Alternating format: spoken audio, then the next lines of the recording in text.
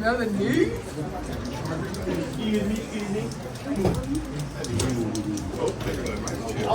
I did his third round. You did get the You did one third round? Yes. I'm gonna sit with you till this kind of interview.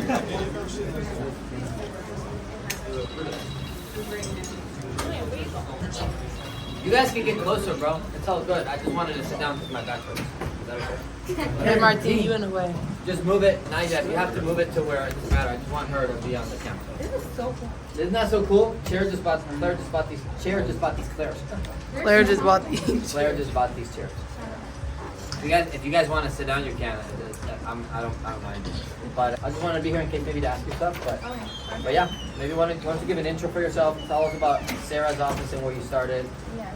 and then anything you want to talk about. Okay, so my name is Melanie. I'm from here, Arlington, Texas.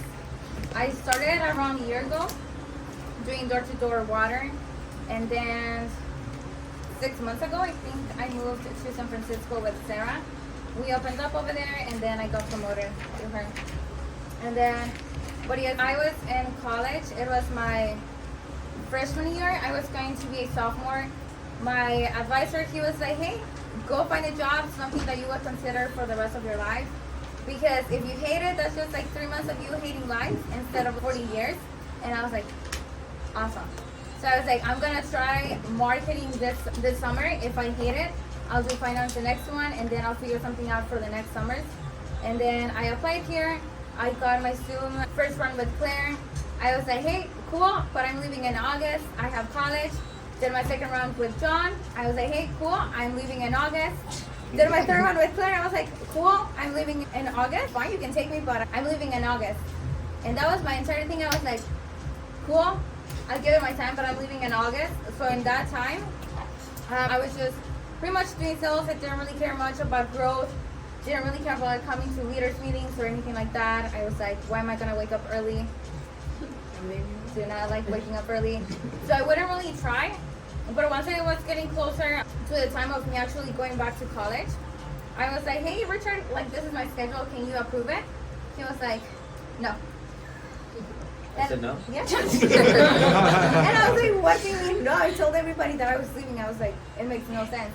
He was like, honestly, if you want to give it your all, you can go back to college. We'll take you back and like during the breaks, but it's not really gonna be the best idea to do both at the same time. And I was like, Can you explain what your schedule was? I feel like I would say yes. I just said yes to Justin. It was just. Justin's probably scared right now. Bro, I have college 2 days. oh, He's only 2 days in school. What was yours? I was taking 18 credits, What does that mean? 6 classes. What does that mean? 18 days a week? Full time. It's okay. So yes, I was like, So you would have been here basically just Saturday and Sunday. and Sunday. So yeah, the answer with that would be Yes, no, which honestly it made sense. And even with that, I was like, okay, I'm going back to college regardless. I was like, I just don't have a job anymore, so I was like, that's fine. But then I had this one-on-one with Richard, and he was like, what do you want to do in 10 years? And I was like, honestly, I want to have a family, and I want to be more on the retire side of things. That way I can have time to actually be with my kids. And he was like, is college going to provide that? And I was like, no. Because in college, it would have taken me another 3 to 4 years to get like my bachelor's, and then another year to get my master's, and then like another year to find like a good job. By the time that I was 40, I was probably gonna be making like 80K, and I was like, shit, it's really. And I was like, damn, it's not really gonna make much profit, and I'm gonna be working for the rest of my life. When here, it does suck in the time being, but later on, it's gonna be worth it. So I was like, hey, let me take a few days off. I quit. I was just like talking to my family, to my friends, just like enjoying life in a sense, just doing whatever the heck I wanted without having to work. And I was like, damn, is this really what I want to do right now? Like just not do anything, but then keep working for the rest of my life. And then I realized later on that that wasn't really smart, because I can just work for a few more years. So by the time that I'm 30, I can actually do whatever. And then I decided to come back, and then I actually like started trying. How long? When was that? Like, how many months were you here until that happened? I think I was here for 3 months. 3, 4. So you're 20 years old now.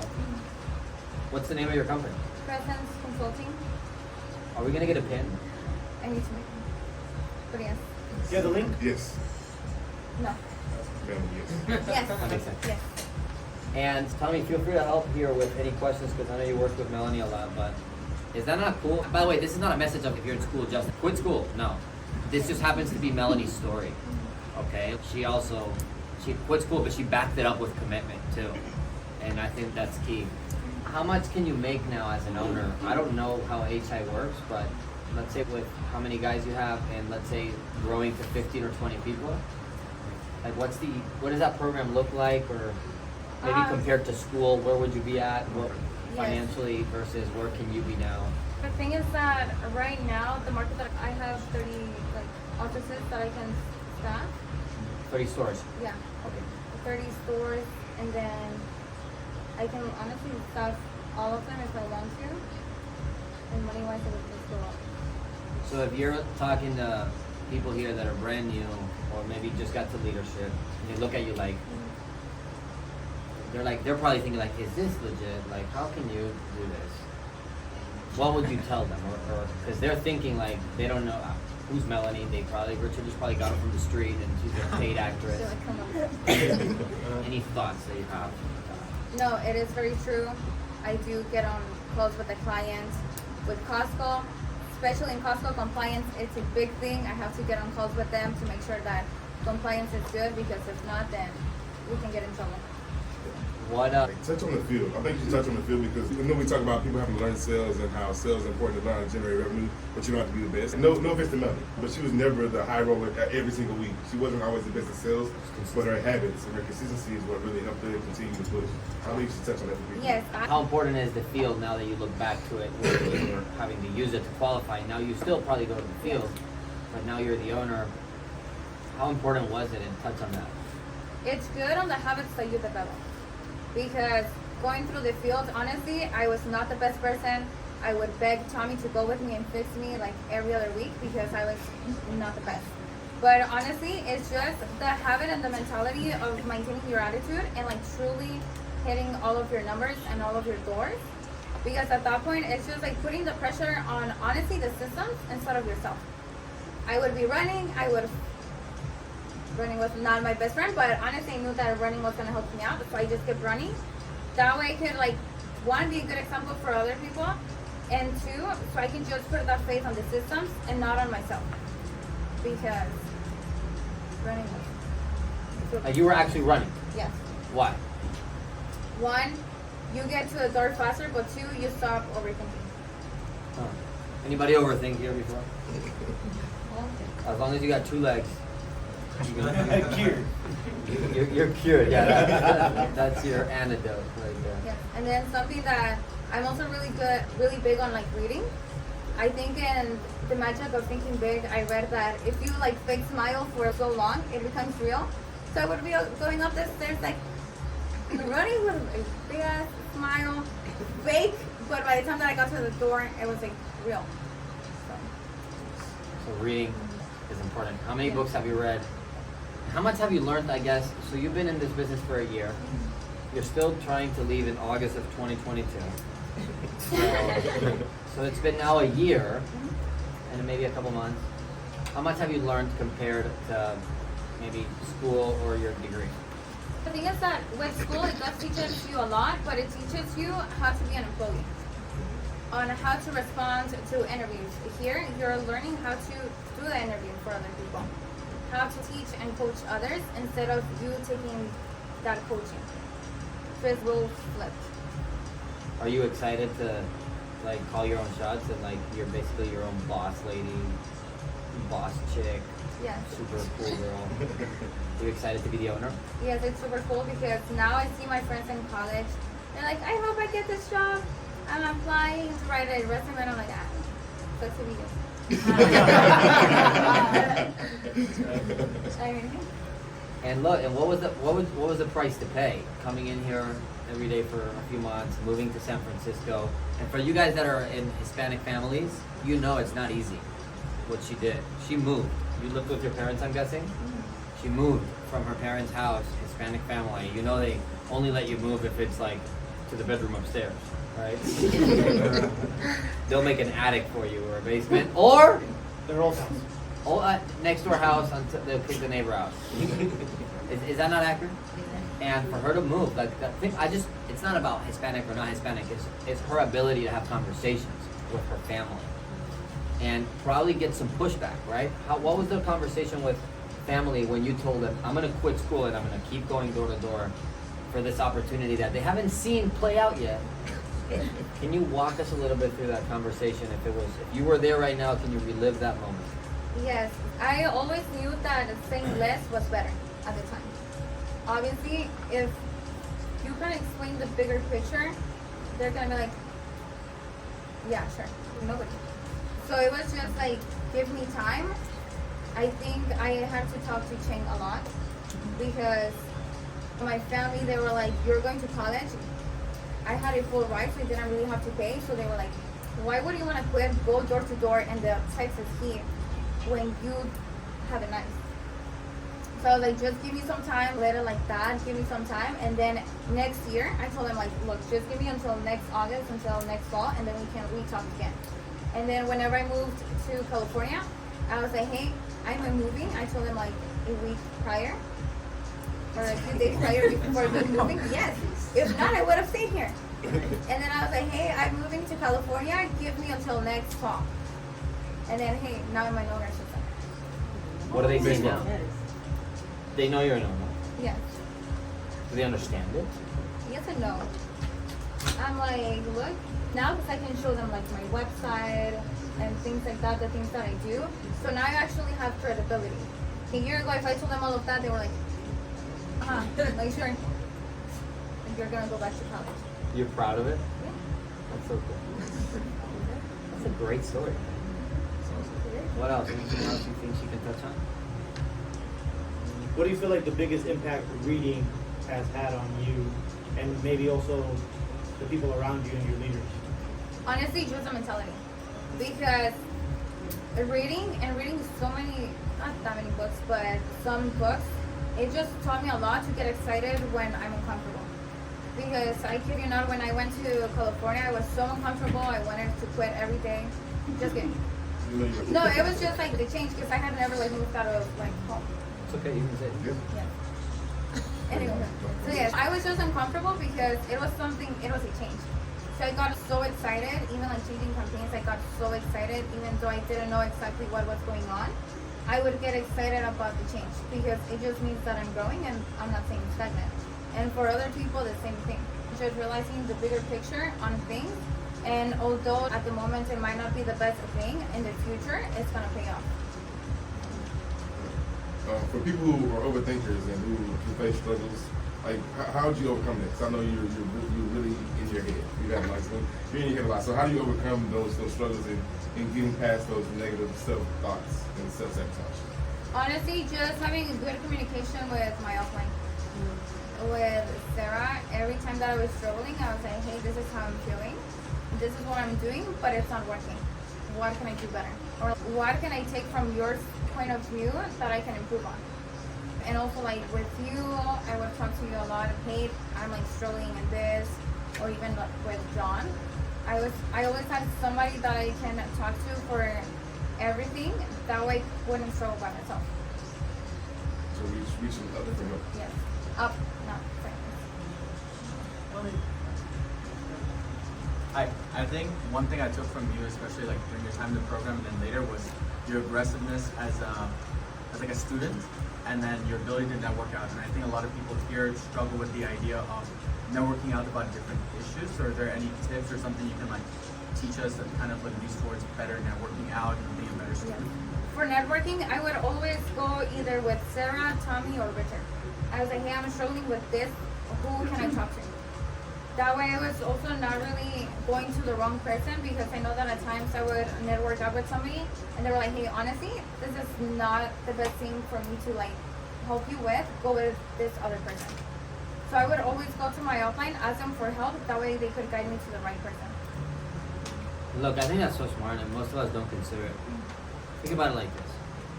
Like, how would you guys feel if you had somebody in your life that is at a position where you want to be, or at least not where you want to be, but maybe a position that's better than yours. They make maybe a little more money, and they have a little bit more freedom of choice. Anybody want that? A little bit more money and a little more choices? Anybody would say no to that? No, right? Imagine if you had that person in your life, and that person would be financially incentivized to give you advice. Is that something you would value? Think about it. Anybody? Is that something you guys would hold value on? I know that sounds weird, but that's a little bit how business works. Like, the client, not her, the client has to pay me money for coaching her. So I get really money off of her, but it's not out of her pocket. Does this make sense? You guys understand that? I get a paycheck from this random company. What's it called? But what's the company name? What? Yeah, no, yours no. 50s and Reborn? Jacuzzi what? And Reborn? I get a check every month from Jacuzzi and Reborn. Every month. I literally do, and I have no idea who they are, but I get it based on how well she does. Because they look at me as a coach to her. So that way they don't have to coach her. Does that make sense?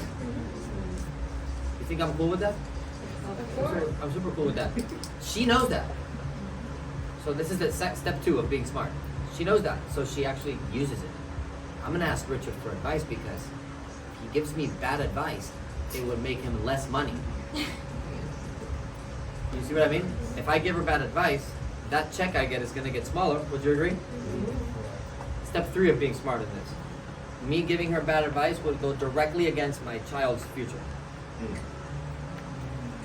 Because if I get less money for giving her bad advice, that's really going to affect my family, which is what I want the money for. I don't know what you guys want the money for. It could be family, fame, fortune, freedom, travel, things like that, right? So step 3 of being super smart, she knows that, so she just milks it. Does that make sense? That is the whole business. If you could just wrap your head around that and understand, my parents are great, but my parents are not financially incentivized to coach me. Your parents are emotionally incentivized to coach you. And so emotions typically dictate comfort. And so your parents are typically going to coach you to stay in a comfortable spot and not take risk because they'd rather you be safe than successful. Because would you want your kid to jump off a cliff skydiving or not? Probably not. But if you were the skydiving coach, you probably would.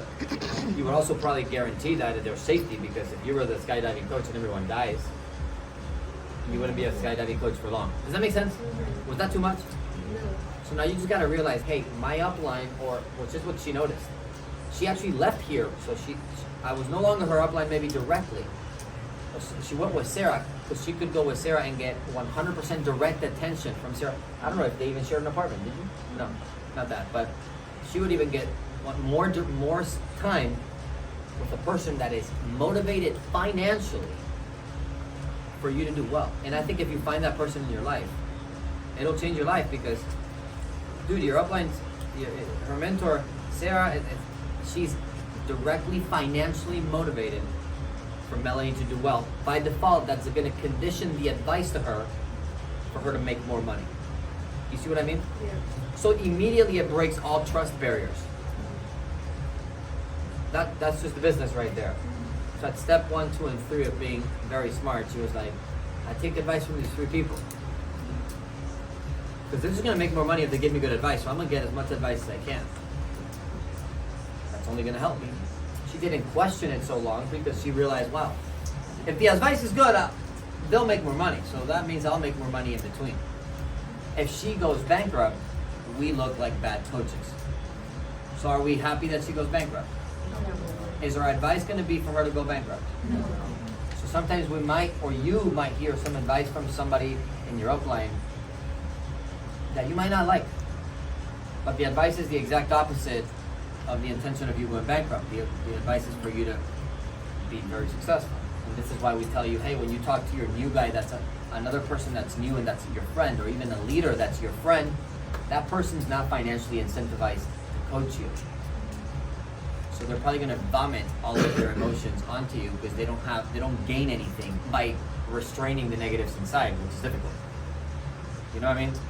That's the hard part, is I have all these negatives from the field. I just want to talk about him, and the lady from yesterday. But Sarah, I probably wouldn't do that to her. So she's comfortable around me. She knows I'm not going to dump all of my garbage to her. Does this make sense? If you can understand, that's the whole business. And that I've never seen in my other job when I worked at Whataburger, my manager was not incentivized to coach me. She wouldn't make more money if I fried more burgers. She wouldn't. She would make the same. So then she was free to give me bad rudeness, to be rude to me, to mistreat me. Anybody been at a job where you've been treated unfairly? Maybe your coworkers even get paid more or the same than you, but they do way less. Anybody have that? How good does it feel? Not good. But if your boss was financially getting paid more, when you do better, the advice would change. Does this make sense? Yes. She just got that. So in school, they're going to teach me whatever they told them to teach me. The counselor at school, the teacher doesn't make more money if she gets a great career. So does the teacher really care about her career? No. Maybe if they're a good human being, but not financially incentivized. You put money on the teacher's pocket, and the teacher's going to call Melanie once or twice a week, making sure she got a good career. Can you imagine if that teacher that told her to quit, or her parents that told her to quit, if her parents knew that 10 years from today they would be retired from their jobs because of Melanie, you think the parents would have said the same advice? The parents, they're not financially incentivized to coach her. They actually were, they just didn't know. Does that make sense? I think that's great. So what would you say to, or I guess, does anybody have any questions? Anybody that's brand new, or anybody, you can come up a little up here, China, and ask whatever. Well, not brand new, but I do have a question. What quote or affirmation do you say to yourself, or what's your favorite quote or affirmation that you say to yourself to like block out all the negative noise? Like when you had all that pushback from your family, what was your favorite quote or affirmation that you said to yourself to block all of that? In 10 years, it's not gonna matter. Say it again. In 10 years, it's not gonna matter. That's so cool. It doesn't matter in 10 years, should you worry about it now? Not really. So go to the next door.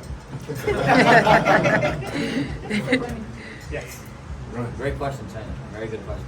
You guys can ask anything. So just remember, Melanie was an entry level here 12 months ago. Just fast forward. Anybody has any questions? I have a question. It's my first day. Hi. I'm a recent college grad. I was just asking, how should I approach this job? This is my first day. What mindset should I go into it? Learning, being like a little sponge. Mm-hmm. Learning. You're up. Kayla. Girl, you better be her best friend. Just try to learn as much as you can, and Okay. just keep it moving forward. All right. Whatever she tells you, whatever Tommy or Richard tells you, Mm-hmm. it's with a good intention. So even if it might not be the easiest at the moment, just keep going. Okay. Keep going. Thank you. Hey, great way to Yeah, ask great on your question. first day. Yes. Good job. Very Round of good. applause.